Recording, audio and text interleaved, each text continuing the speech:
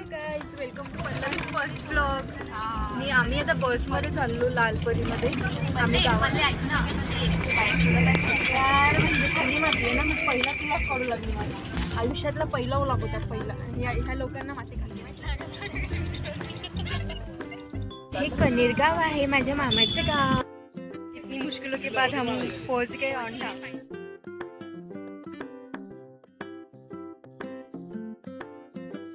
Finally 6 तासानंतर आमचं दर्शन झालेलं आहे.